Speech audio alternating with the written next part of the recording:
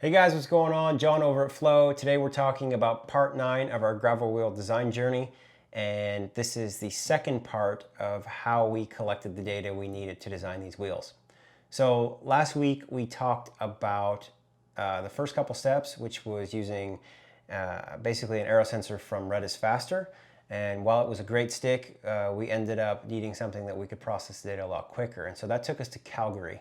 The reason we ended up in Calgary is shortly after I processed the first data, I heard about a group up there called AeroLab, and I reached out, contacted them, and started talking about what we were doing and what we were trying to get. And they said, you know, look, we're in this beta phase prototyping this unit, and we're basically going to be able to measure everything that you're looking at. So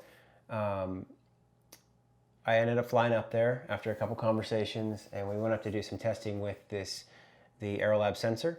And what we looked at first day was we went out to a velodrome. So I just needed to get used to the sensor because it's actually quite amazing. It's fascinating how it works. But as you're riding a bike, there was a display unit, and as you're riding around on a velodrome, basically a closed outdoor track, you could see your CDA number live, and if you moved your position, it took about 30 seconds for the algorithm to catch up, but your CDA number would change, which, being in aerodynamics for about 10 years, that's pretty amazing to see something that accurate and that changed that quickly. It was just fascinating. So I got used to it riding around that day, and we rode a couple different pressures, tire pressures, and to see if we could see any sort of difference from a rolling resistance perspective. So AeroLab had been doing quite a bit of work with CDA numbers, your coefficient of drag, which was a number that they were pulling out, but they hadn't really had any specific requests for working with it with CRR, and that's really what we were after.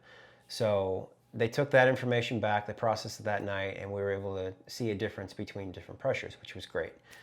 The second day of testing, we went out to basically a country road in the middle of Canada, and we rode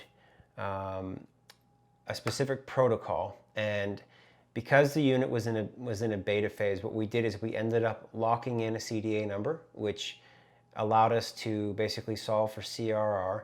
But the protocol for us on that course that day was a 1 kilometer out and back, and we did 4 different, so basically 4 kilometers out and back twice.